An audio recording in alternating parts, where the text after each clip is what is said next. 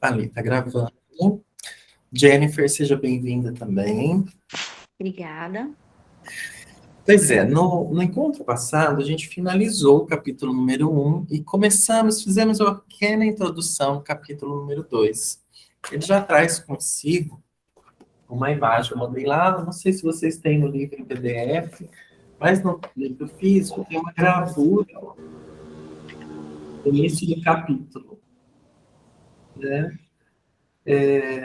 Eu fiquei pensando, refletindo bastante. Depois que eu li o capítulo, eu fiquei refletindo sobre essa gravura. E até queria que vocês também compartilhassem a impressão de vocês sobre a gravura e o capítulo, né? Queria muito que houvesse aí também uma fala de vocês a respeito da gravura.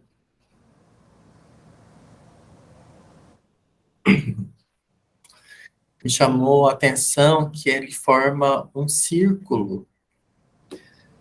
Tem um bebê no cantinho da imagem, tem uma criança um pouco maior, uma mulher adulta, uma mulher madura e um esqueleto. Né? É como se formasse um círculo, assim, né? De um ciclo vital, né? Do ciclo da vida. É incrível que o bebê está nu, a criança completamente vestida, virada de costas, a mulher com um tecido, né, tampando apenas a genitália, e a senhora já idosa e o esqueleto não, totalmente sem roupa. O esqueleto ele segura duas coisas em cada mão, né? Em uma mão ele segura uma ampulheta do tempo, Tatiana, seja bem-vinda. E a outra mão, ele segura um instrumento que eu não dei conta de identificar o que seja. Mas é como se fosse.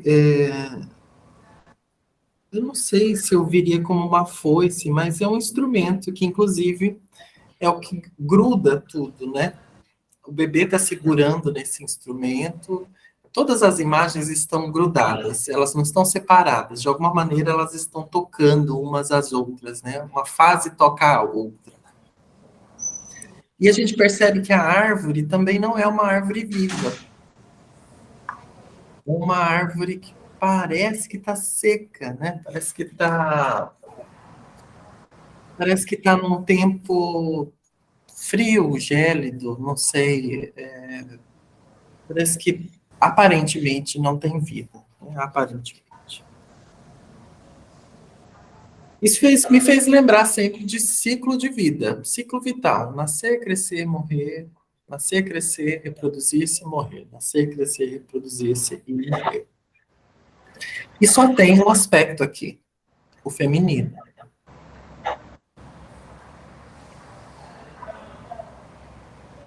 Né? Não sei se vocês perceberam também, mas só tem esse aspecto aí, o aspecto feminino. O capítulo, ele não trata apenas do aspecto feminino, ele trata de ambos os aspectos, né? Eu acho que a primeira pergunta, antes de começar, então, a introdução do próprio capítulo, eu queria ver de vocês a impressão que vocês tiveram a respeito dele, se vocês leram, claro. Que impressão que ficou, assim, mais marcante para vocês nesse capítulo? Parece que a minha câmera está escura, ou é impressão minha? Está escuro, sim, William. Aí onde você está. É verdade, isso mesmo.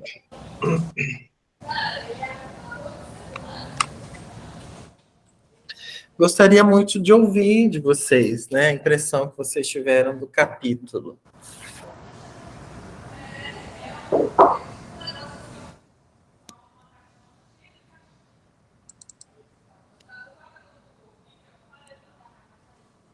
William, posso fazer uma colocação?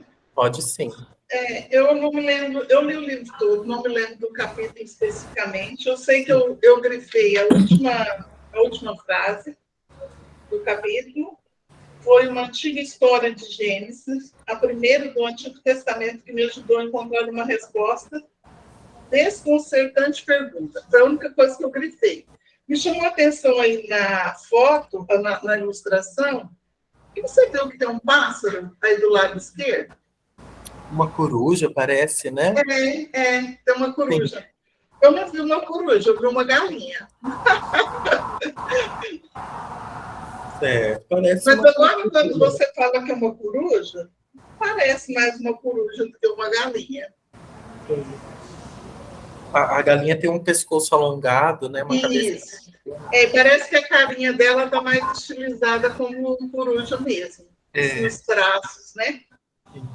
Olhando para o círculo. Sim. Tem uma forma circular. Aí me remete, assim, a uma sabedoria olhando para a vida. Sim, e por que essa criança está fora do quadro, né? Pois é, exato. Por que a criança está fora? Por que essa criança está fora do quadro? É uma imagem que está me instigando. Eu ainda vou analisar ela melhor. Isso até que eu fiz. Lá em cima no céu tem duas esferas. Sim. Carregando um símbolo de Cristo crucificado. Isso também. Né? A impressão que dá é que tem sofrimento na imagem, é um envelhecer carrancudo, é um envelhecer amargurado, não é uma expressão de tranquilidade, é uma expressão de merda, né? Ah, sim, Tatiana, sim, sim, as dualidades, né? Sim, as tantas dualidades. Sim, e o extremismo, né, dessas dualidades que são onde a gente perde o contato com a realidade, independente, né, por um lado ou do outro. Né? E assim, William, parece que essa criança que está fora daquele quadro lá que está projetado, parece que quando a gente é criança a gente vê tudo isso, mas está assim fora. Não tem essas dores, não tem esses ressentimentos, não tem nada, né? A impressão que eu tenho é essa. Net, eu acho que você trouxe a essência do próprio capítulo, né? E eu nem li esse capítulo. A criança tem uma inocência. Olha assim, eu quero ver todas essas fases, mas tá ali tranquilo, olhando tudo, sem participar dessas dores todas. Ela vê tudo aquilo ali, vê gente velha, vê gente nova, vê gente... vê tudo. Mas ela não entra nesse... né? E não sente essas dores, esses ressentimentos. Ela só vê e olha ali. Ela até sente, mas parece que ela ainda é inocente, né? Sim. Perfeito. E é disso que vai se tratar mesmo o capítulo, dessa inocência. E da necessidade de deixarmos a inocência de lado, né? Olha, eu não tinha visto a criança. Pois é, ela tá aí, né? Olhando a cena, né? Bom, vejam só. Na primeira parte, por que você não toma logo a porcaria do remédio, né? Que é a primeira parte do capítulo. Ele vai descrever que existe um índice muito grande de pessoas que adoecem por problemas renais e que elas precisam, a solução para o problema renal dela, que é uma das soluções, né? Que é fazer hemodiálise, ficar conectada a uma máquina por 8 horas por dia. Né? Às vezes não é dia sim, dia não, mas ficar 8 horas ali ligada numa máquina para que essa máquina filtre o seu sangue, porque seus rins não dão conta mais, isso para toda a vida, né? Isso é angustiante demais. E que existe uma possibilidade de livrar-se dessa máquina, que é um transplante renal. Só que ele vai olhar os dados científicos e ele observa que as pessoas com transplante renal têm um grande índice de rejeição ao órgão recebido. E ele vai buscar saber por que essas pessoas rejeitam tanto os órgãos. E as pesquisas demonstram que elas rejeitam o órgão porque elas não tomam a medicação direito. Então fica essa pergunta no ar, por que você não toma logo a porcaria desse remédio, já que o benefício de tomar o remédio é muito maior do que você ser castigado colocando-se a uma hemodiálise 8 horas por dia. Essa pergunta fica assim no ar, né?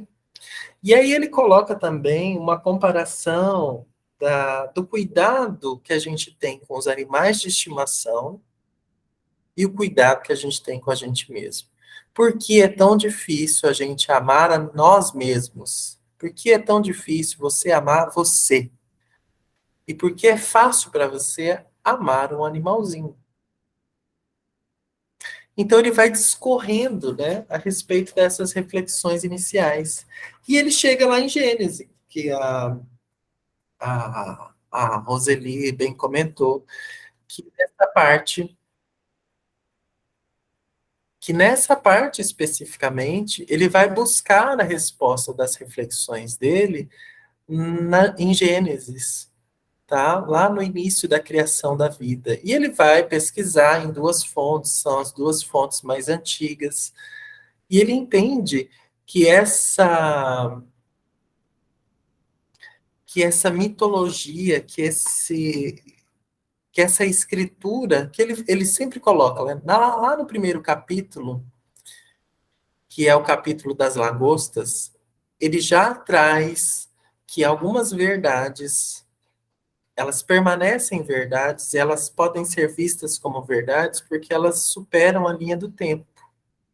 Então ele considera muito o cristianismo, tá? Uma das coisas que ele bem considera é o cristianismo. Então ele pega a mitologia cristã e ele se utiliza da mitologia cristã para explicar a própria vida. Então, uma das questões importantes que ele levanta é assim: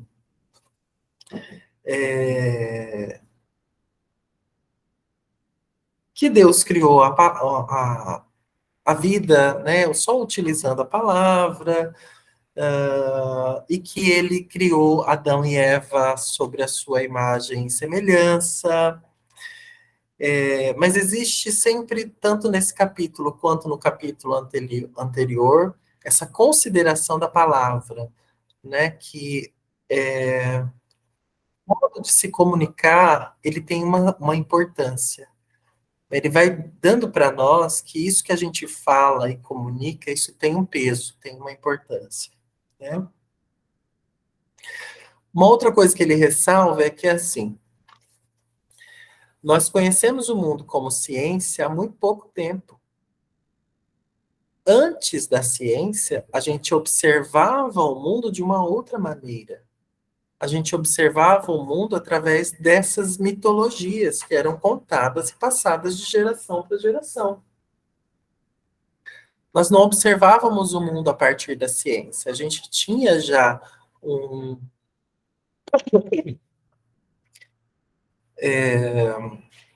uma tradição oral de se passar as histórias que fundamentavam a nossa moral, ética, o nosso modo de viver em sociedade. Né? A gente vê que existem os contos dos heróis gregos e romanos, a gente tem as questões religiosas que são passadas de geração e que vão carregando as verdades para que a gente se mantenha vivos, né, no mundo que nós habitamos.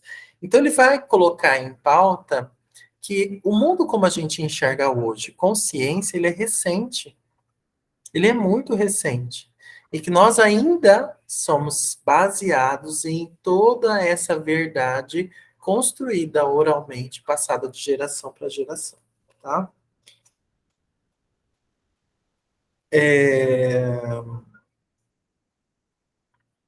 Ele enfatiza aqui que o ser, ele era compreendido como um lugar de ação. Ser era um lugar de agir. Ser era um lugar do fazer, do existir, né? E que toda a nossa história, ela vai ter um drama. Um drama semelhante às histórias contadas anteriormente. Olha o Jordan Peterson, trazendo no livro dele as questões do script de vida que a gente vê em análise transacional. Tá? Ele está considerando e validando também as questões do script de vida, o tanto que as histórias, elas influenciam no nosso modo de viver. E aí a gente se pergunta até, né? A vida imita a arte ou a arte é que imita a vida? Né? E fica sempre essa pergunta no ar. E esse drama, essa dramaturgia da existência, né, esse drama de sofrer, do sofrimento, essa saga do herói, de sair de um lugar até chegar a determinado objetivo, isso nos acompanha. Isso é doloroso, né? Isso tem dor. E esse sofrimento, ele está relacionado à existência como uma verdade irredutível de existir. O sofrimento está relacionado à existência como uma verdade absoluta. Então, nós, de fato, vamos sofrer. Tá? Então, desde Gênesis, e aí ele vem explicando por quê. Aí, agora, nessa parte, domínio, não da matéria, mas do que importa, ele vai também descrevendo algumas outras coisas. Eu deixei grifado aqui que um parágrafo específico da página 35, o caos, domínio da ignorância em si. O caos é o domínio da ignorância em si. É um território inexplorado. O caos é o que se estende eternamente e sem limites, além das divisas de todos os estados, ideias e disciplina.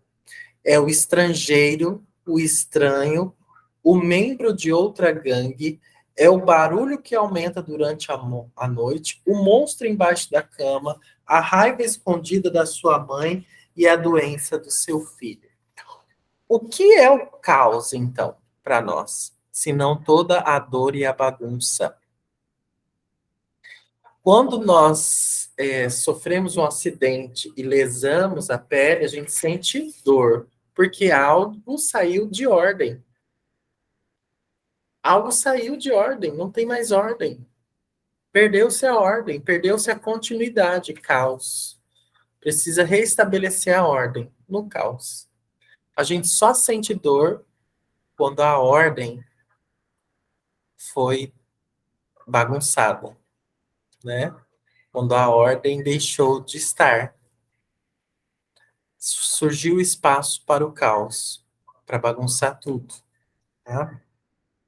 Então ele vai contrastando bem com o que a Tatiana falou, dessa necessidade, dessa dualidade da vida, que é uma verdade, e que esses extremos da dualidade é que nos causa maiores danos, né? Ou muito na ordem, ou muito no caos, isso causa algum dano. E aí ele vem trazer que existe o contraste deste caos que nos desorganiza, que bagunça tudo, é a ordem, que é o lugar em que o comportamento do mundo se iguala às nossas expectativas e os nossos desejos. Né? Então, se a gente tem lá uma ordem, uma lei, e ela é seguida, isso equipara para que todos nós tenhamos uma organização para convivermos. Né? É importante ter essa ordem, o lugar em que todas as coisas acontecem como nós queremos. Mas a ordem é, às vezes, a tirania e o entorpecimento também, quando as demandas por certeza, uniformidade e pureza ficam muito unilaterais. Né? Então, também existe um problema em muita ordem, assim como existe um problema em muito caos.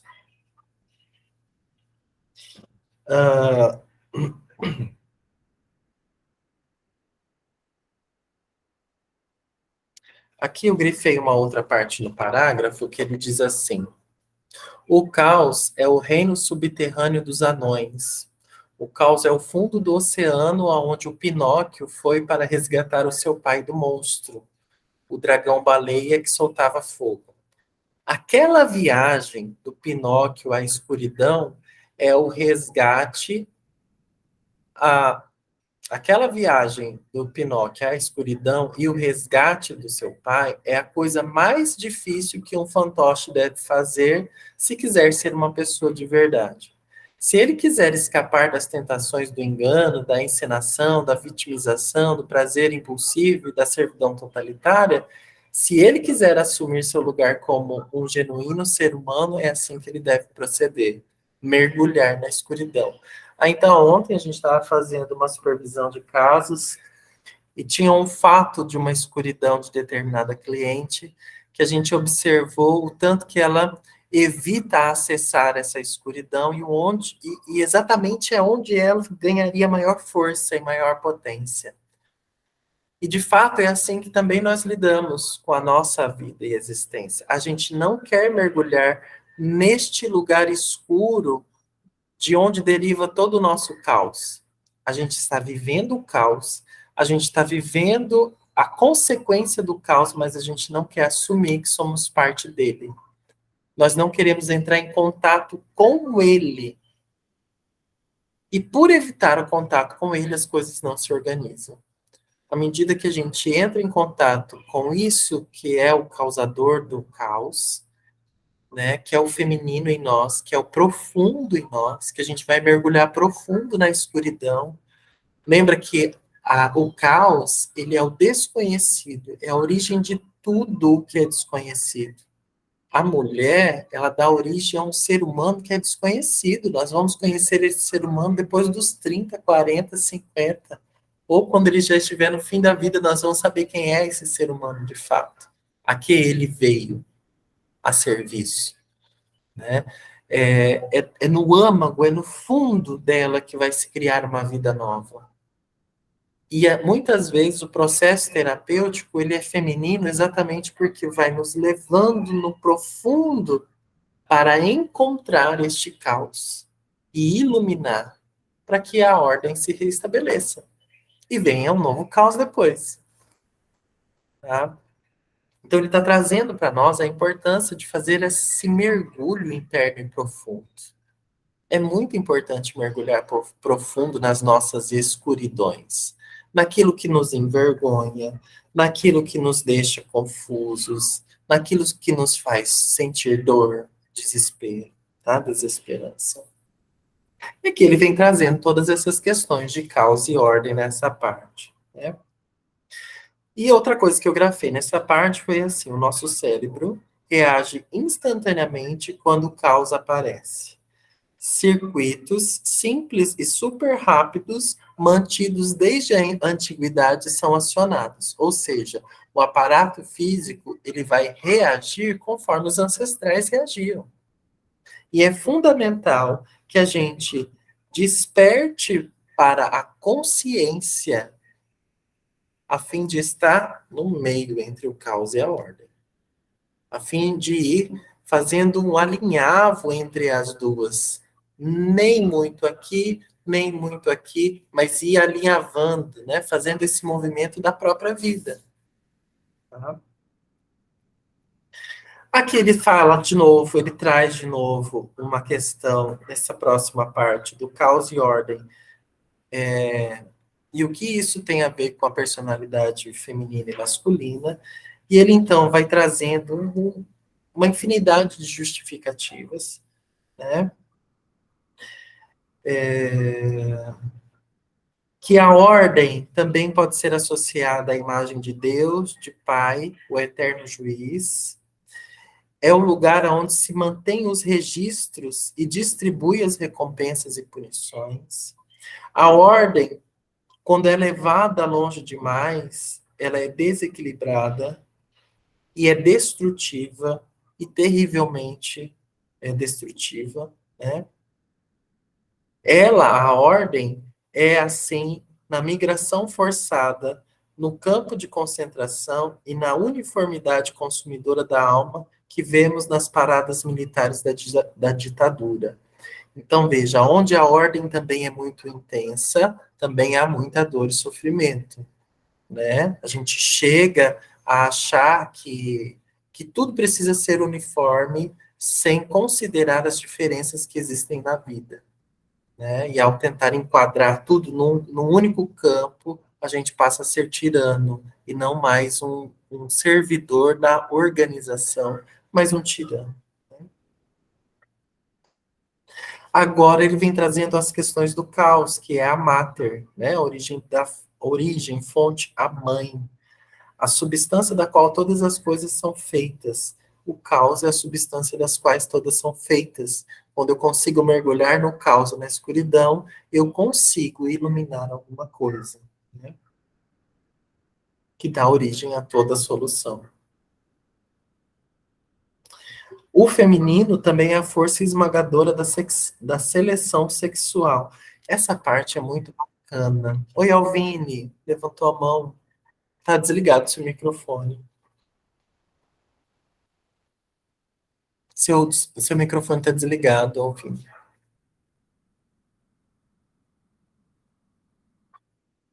Você tem que ligar. Aí, agora. O Pronto. que ele coloca, então, do caos, tudo que me tira do centro. Isso eu colocaria como caos. O caos, ele vai desequilibrar a ordem. Uhum. O que estiver em organização o que estiver aquele estímulo pequeno que faz com que você saia da sua organização é caos. É caos. É Eu caos. posso trazer, por exemplo, um caos de infância. Se algo acontece lá e que me mantém fora dessa, vamos colocar, dessa ordem, desse equilíbrio, vamos colocar assim, ou desse centro, é considerado caos. Eu posso ter um caos muito antigo ou um caos recente, isso? Pode.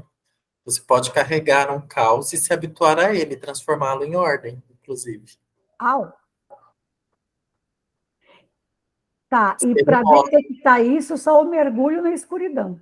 Sim, porque você se acostuma com a dor, né? Ainda foi ontem. Ontem, antes de entrar na supervisão com vocês, eu tive alguns clientes e um deles falou assim para mim, comentou de uma vida bastante gélida, né? Muito fria. E o quanto isso é doloroso, mas o quanto que ele já estava acostumado a isso. Oi, Entendi. eu saí, a minha câmera saiu da exibição. Paralisou, travou.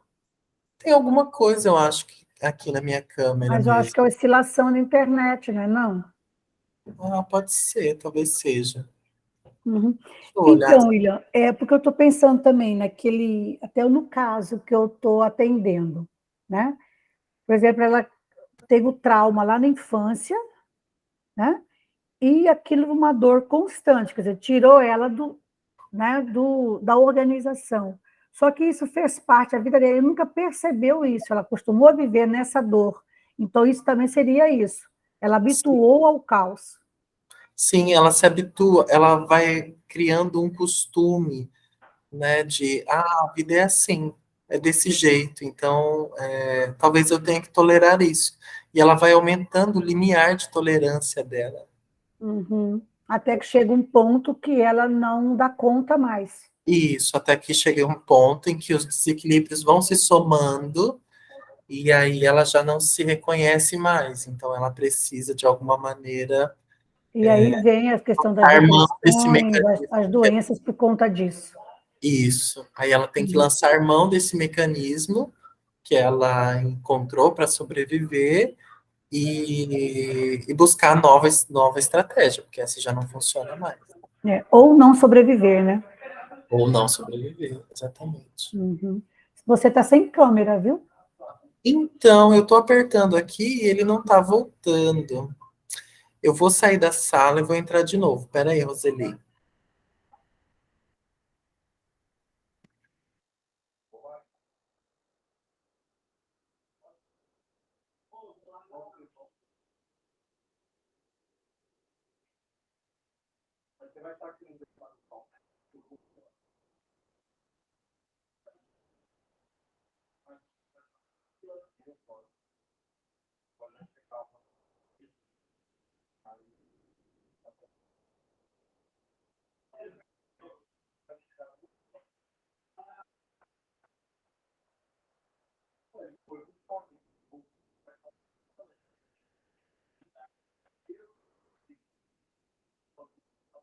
Oi, Roseli. Oi, Alvin, tudo bem? Minha conexão também está caindo toda hora, gente. Pois Toda é, hora. hoje eu acho que está geral essa oscilação de internet. Aí toda hora eu reconecto, às vezes eu consigo, às vezes não, mas Então, o ok, William está tentando também, né? tá ruim. Alvin, Vanete está também no jeito, Vanete? você está atendendo como terapeuta de análise ou de constelação? É análise. Olha que bacana! Tô Pois feliz por você. Que bom, né?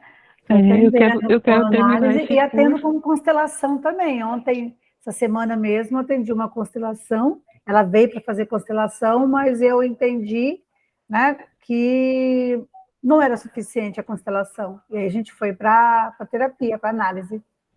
Foi muito bacana. Que legal. Então você já aposentou de professora, de diretora Já aposentei. e é terapeuta. Isso. Estou buscando, né? Ainda não Ai, sou. que Ah, mas a gente está bacana. nessa caminhada. Falta 3 anos Ó, ainda. tô com um Para probleminha de... aposentar? O William voltou, Sim. só que sem a câmera, né? Eu tô com um Isso, probleminha. sem a câmera. Do Eu vou William entrar também. pelo celular. Eu vou deixar aqui aberto, mas entrar pelo celular. Ah, Bom, vamos sem câmera mesmo, né? vamos sem câmera mesmo. E aí, Eu gosto de olhar para a carinha do William. Pois é. Eu também gosto, mas fazer o quê, né? Melhor com a voz do que sem nada. Uhum. Ah, tem a foto lá, ó. Ah, pronto, Aí, voltou. pronto. Não, Deixa eu só diminuir o volume aqui. só diminuiu a imagem.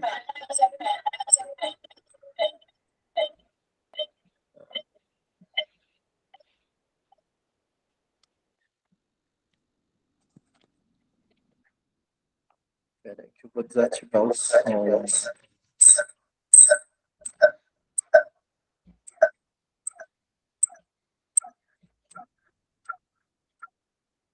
Pronto. Não, pronto, não. Agora tá com eco.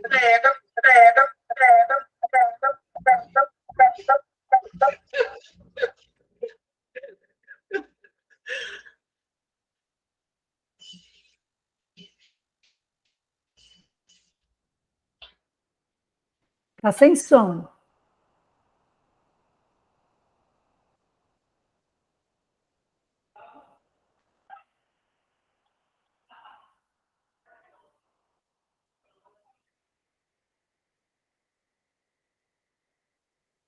E agora? Agora, ok. Embora com eco.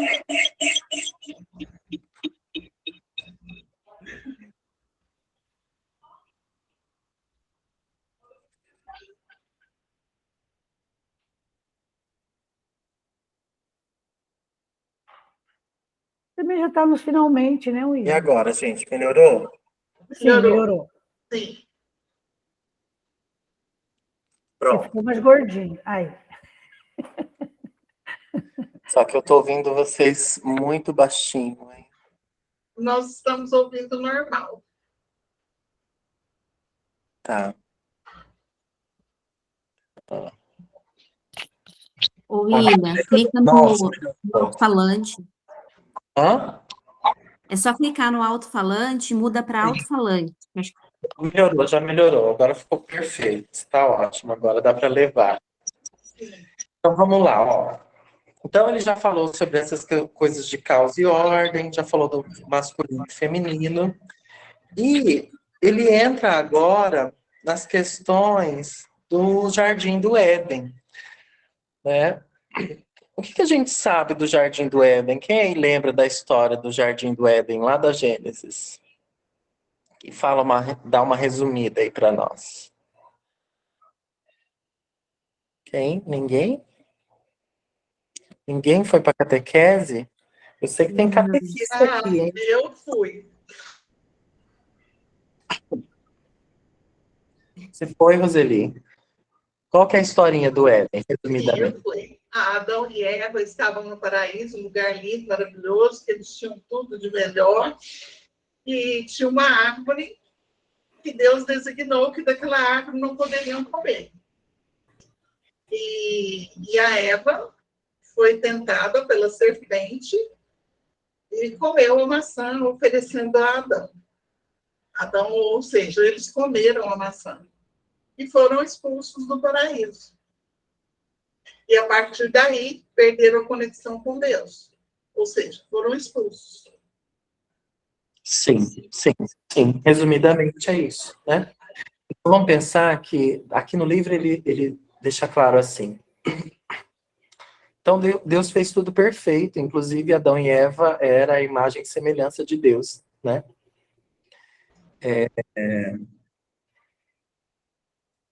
E eles eram bons por natureza,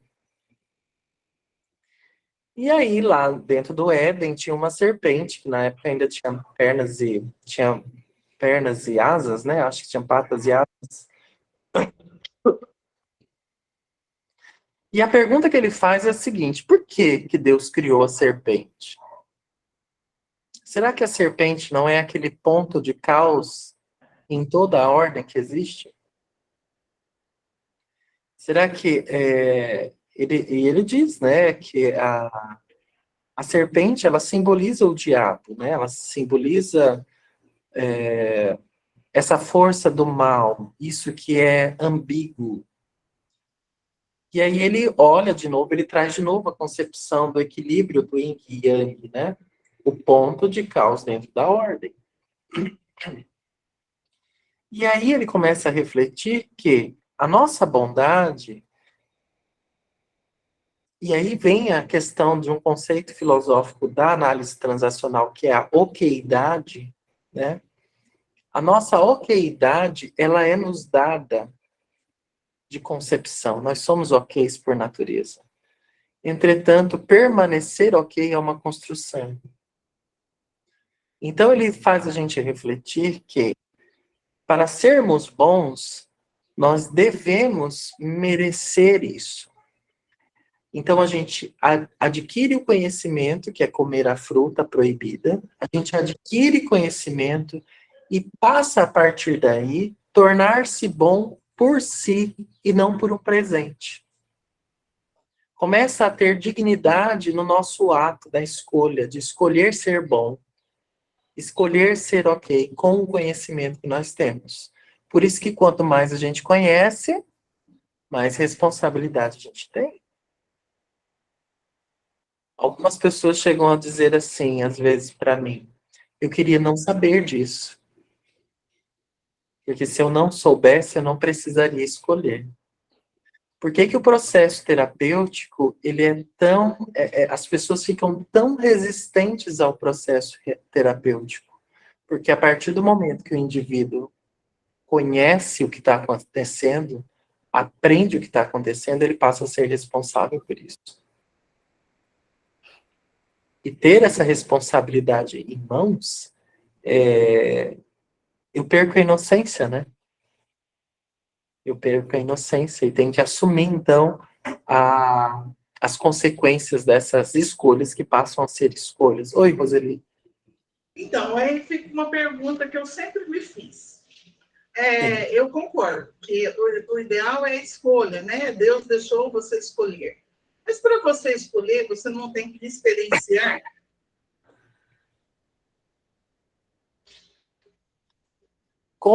Vamos supor que, a partir do momento que eu como a fruta, eu conheço. Logo, eu sei o que é bom. Comeu, experienciou. Comeu, experimentou. Não tem Agora, como. eu preciso lidar com a consequência. Com a responsabilidade de ter experienciado. Mas é necessário experienciar, não é? É necessário, sim. Para conhecer, Depende, eu acho que nem tudo. Algumas coisas você tem a concepção, né, de certo e errado. Vamos dizer, para mim não usar droga, eu não preciso experienciar o uso de droga para saber que eu não devo usar.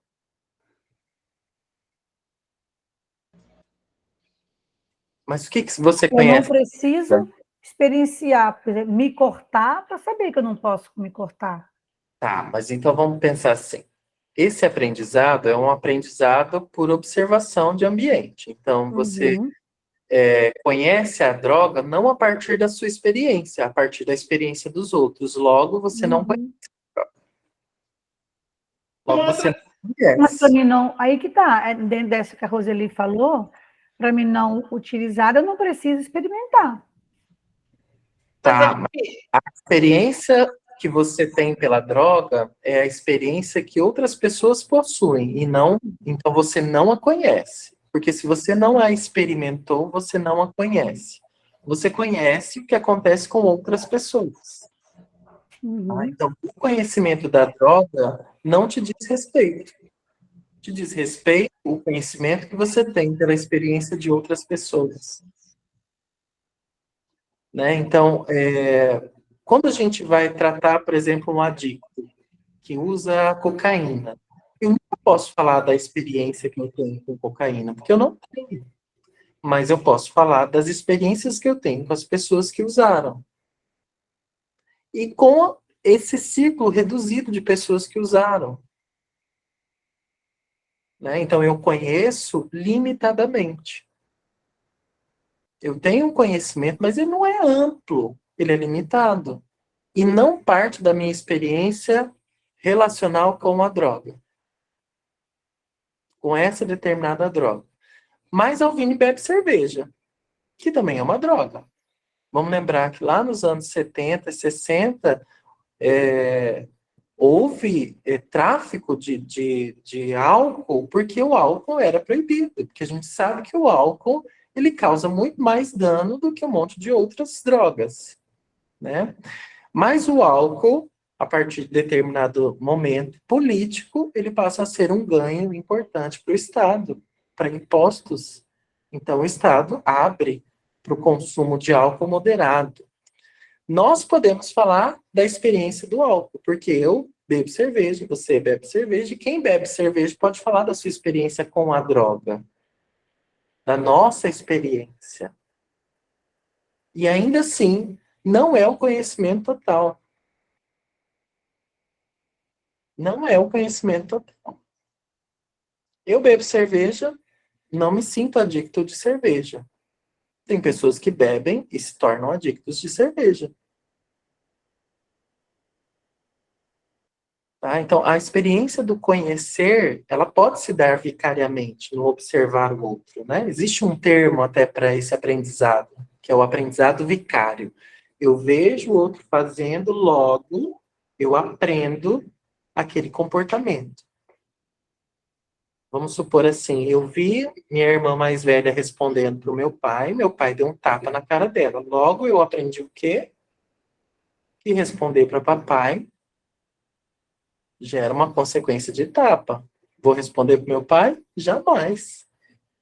Aprendizado vicário. Mas eu não tive a experiência de ser agredido pelo meu pai. Então não é minha experiência. Não é a minha experiência.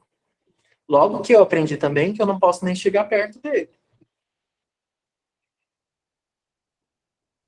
E o quanto poderia ter sido diferente a minha relação com ele se eu tivesse me permitido uma experiência com ele. Eu poderia ter apanhado também, e aí ter medo real.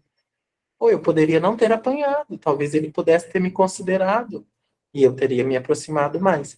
Então, essa experiência que ela não é vivida, ela tem menos, ela tem um olhar muito mais de uma percepção ambiental, mas ela não se torna legítima porque eu não tive uma experiência em si. Eu tenho uma observação de ambiente. Então eu tiro minhas conclusões porque eu sou inteligente. E todos nós tiramos. Isso chama-se aprendizado vicário. Tá? Aprendizado vicário. Então, mas vamos voltar nessa questão de estar tudo perfeito e a gente adquire o conhecimento. A gente come a maçã. A partir do momento em que a gente, então, se nutre desse conhecimento, nós vamos lidar com a consequência dele. Nós não seremos bons porque Deus nos deu essa bondade. Nós seremos bons a partir daí porque nós vamos construir esse lugar. Nós vamos construir essa oqueidade. E ele ressalta que se Deus criou tudo, ele também criou o caos. O caos é o ponto ínfimo da desordem necessária em toda a ordem, para que haja a criação de algo novo. Olha que lindo é nos tornarmos dignos de sermos bons. Nos tornarmos dignos de morar no paraíso. E não morar no paraíso por entrega. Ele vai tirando, então, esse véu da inocência, da criança. Olha o motivo lá, Ivanete, olha o motivo da criança estar fora do quadro. Porque a criança possui a inocência. Que legal. A inocência dela, ela é boa por natureza.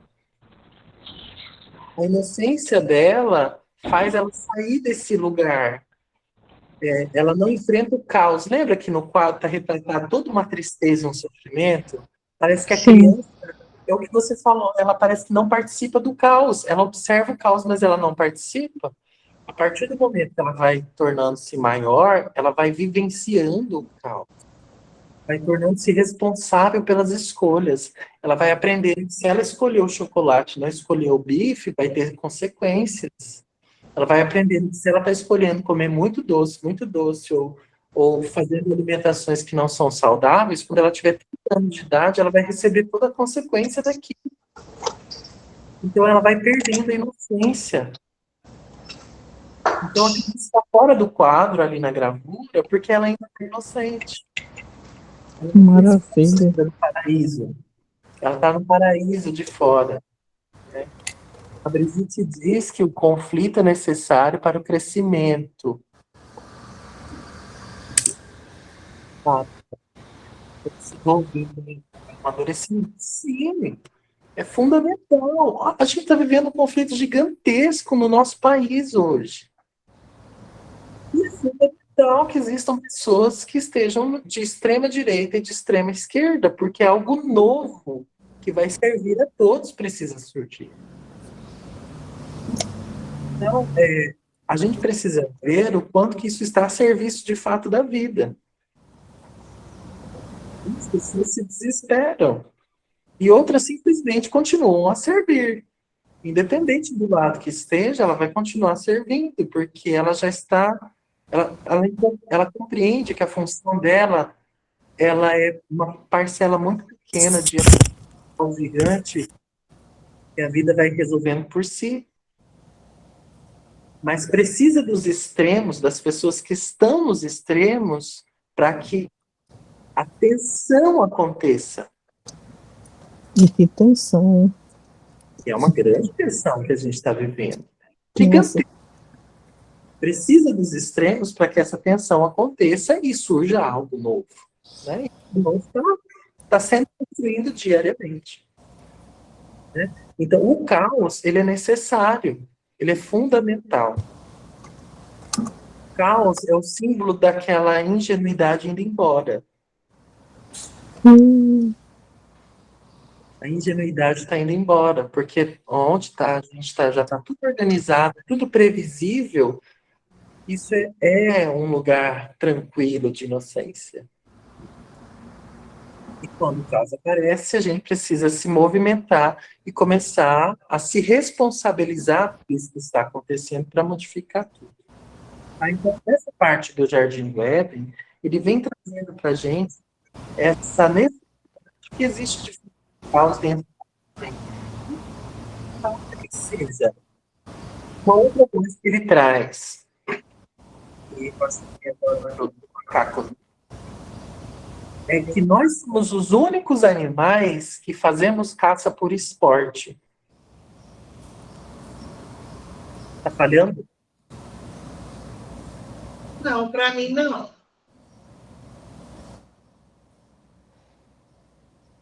Vai melhorar agora. nós somos os únicos animais no planeta que caça por esporte. Nós somos os únicos animais que são cruéis por natureza. Que nós podemos fazer uma escolha que beneficia todos, a gente faz a escolha para beneficiar a nós mesmos e a nossa família, unicamente. A gente pode escolher métodos menos doloridos, mas a gente opta pelo dolorido. A gente pode fazer escolhas que causam menos prejuízo para o outro, mas a gente escolhe fazer o prejuízo para o outro. A gente é o único animal que tem prazer em machucar o outro. Olha os jogos de manipulação. A gente sente satisfação numa discussão. A gente goza ao discutir com o outro. Então ele vem trazendo que esse lugar da vergonha também, né? Depois que Adão e Eva são expulsos do paraíso, eles se veem nus. Eles sentem vergonha de si mesmos, da sua pequenez, da sua ínfima potência diante da vida, diante de Deus. Eles não são nada diante de Deus. Eles sentem vergonha, se cobrem. E aí ele dá para nós, ele não é ele que deu, não. Quem deu foi aquele filósofo careca, como que é o nome dele? Karnal? Isso. O Karnal falou assim, vejam, né, a primeira família humana é constituída de 2 delinquentes, Adão e Eva, que delinquiram a ordem e a lei, comendo o fruto proibido, um assassino e um cadáver. Essa é a família tradicional humana. 2 delinquentes, um assassino e um cadáver. Que peso existe isso, hein?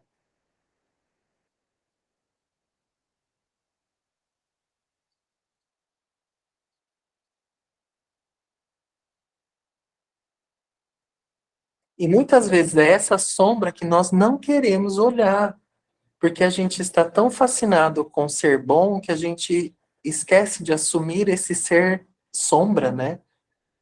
Esse ser capaz de ser cruel. O mundo sobre as costas. É um peso gigantesco, né? Mas e se a gente deixar esse peso com eles? Né? Então, quando nós fazemos as nossas escolhas, nós podemos optar pelo que seja benéfico para os demais, mas a gente ainda é egocêntrico. E é isso que nos diferencia dos animais. Nós vamos ir terminando por aqui, que o nosso tempo também já está acabando. A gente volta ainda para finalizar esse capítulo. O importante é ficar claro para nós que até aqui, neste macaco nu, nós estamos lidando com um sentimento de culpa e não merecimento. Por isso a gente não toma a porcaria do remédio. Por isso a gente não faz aquilo que deveríamos fazer para cuidar de nós. Porque a gente sabe das escolhas que a gente já fez. E a gente sabe que o bichinho de estimação, ele não faz a escolha pelo cruel. A gente bate nele, maltrata ele, esquece um dia de dar água para ele e ele vem balançando o rabo para você aí. Ele não tem a maldade que nós temos, que nós carregamos. Ele não tem a crueldade que nós temos. Então, o que ele traz aqui de reflexão é assim: a gente não toma o remédio porque cada um de nós sabe as escolhas que fez.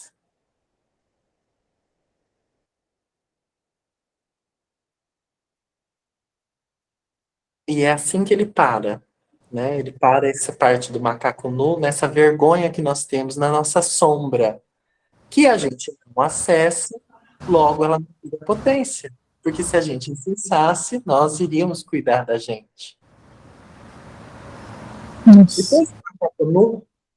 Depois do macaco nu, ele vai trazendo, então, os motivos que nos levam a ser cruéis. Vai ficando mais leve. Tá? A gente vai encontrando também a compreensão do porquê de tanta crueldade em nós, até finalizar o capítulo. Então, a gente vai entrar nessa parte no próximo encontro, tá bom? E aí a gente finaliza o capítulo 2. Certo? Show? Que bom. Alguém tira uma foto aí para nós, que o meu celular tá... Hoje eu tenho até que levar o computador para revisão, porque sem câmera não dá nem para trabalhar.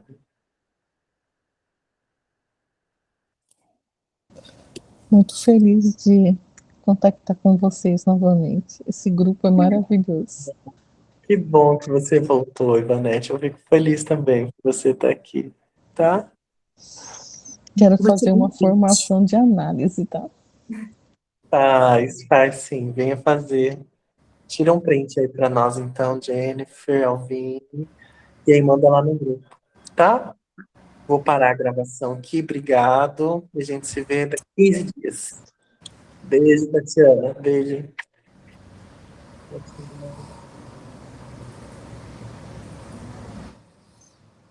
Tchau, lindinhos. Você viu que estou toda carinhosa hoje? Boa noite.